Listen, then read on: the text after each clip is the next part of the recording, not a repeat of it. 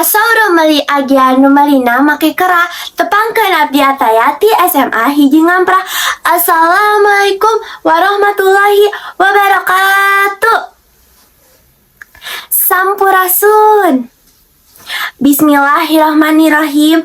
Alhamdulillahirabbil alamin. Wassalatu wassalamu ala asrofil anbiya wal mursalin wa ala alihi washabihi ajmain. Amma ba'du. Langkung ti payun, puji sinarang syukur orang panjatkeun kehadirat Ilahi Robbi anu tos mapareun rahmatna ka urang sadaya dina kaayaan sehat walafiat. Anu dipika hormat Ibu Miwah Bapak Guru, anu dipika hormat Bapak Ibu Guru Girang Pangajen, sareng rerencang sadaya anu sim kuring dipika deudeuh. Dina danget ieu sim kuring bade medar biantara anu temana budaya bahasa salaku jati diri bangsa. Naon anu dimaksud tina jati diri bangsa?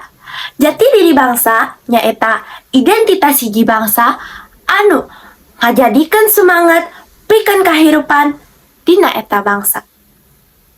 Kitu oge milikana istilah budaya bahasa salaku jati diri bangsa Indonesia nyaeta identitas hiji bangsa anu ngawangun semangat pikeun kahirupan bangsa Indonesia.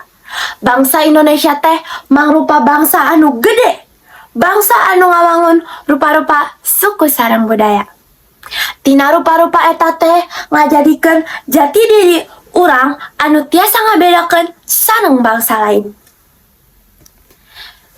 Milikana era global saperti kiwari, jati diri bangsa Indonesia teh mangrupa hal anu leuwih penting pikeun dijaga sangkan bangsa.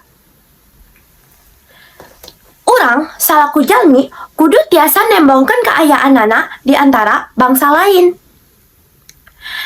Ngan masalahna kiwari nyaeta bangsa Indonesia teh mindeng niron-niron budaya deungeun katimbang budaya sorangan. Di antarana tina tata cara nyarita sareng tata cara dina pakaianana. Tangtuna bae budaya urang bakalan leungit lamun urang terus-terusan niron budaya deungeun. Kumaha carana ame sangkan budaya urang teh teu leungit? Carana nyaeta urang salaku jalmi kudu ngabiasakeun ngagunakeun basa urang sarangan di antarana basa Sunda. Meuli produk buatan negara sorangan sareng ngawanohkeun budaya urang kanu lain lantaran tujuanana ame budaya urang henteu leungit.